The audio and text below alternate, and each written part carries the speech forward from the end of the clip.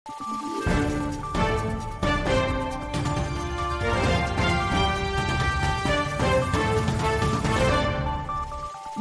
araw, Pilipinas! Ito ang Valiente News hatid sa inyo ng Office of the Vice President.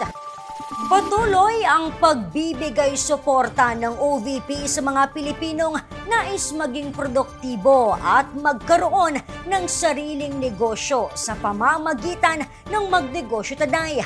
Kabilang sa mga naging benepisyaryo ng programa ang isang nanay mula sa Talisay City sa Negros Occidental, si Jera Gomez sa report. Unti-unti nang napalago ni Nanay Girlie mula sa Talisay City, Negros Occidental ang kanyang munting sari-sari store. Puno ito ng iba't ibang uri ng mga paninda.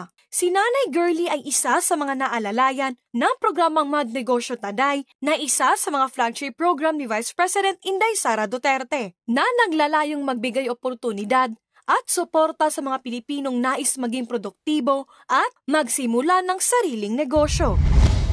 Maliban kay Nanay Girlie, natulungan din ng tanggapan sa pamamagitan ng OVP Medical Assistance ang anak nito na si Baby Ezekiel, ang batang may congenital anomalies.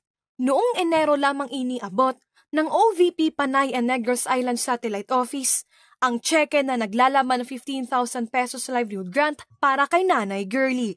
Ako po si Jera Gomez, lahat para sa Diyos, bayan at pamilyang Pilipino. Valiente News. OVP Southern Mindanao Satellite Office nagsagawa ng tree planting activity. Yan at marami pang mga balita ang dapat abangan dito lamang sa Valiente News. Ako si Claudette Loreto para sa makabuluhan, naninindigan at matapang na mga ulat at impormasyon. Maraming salamat.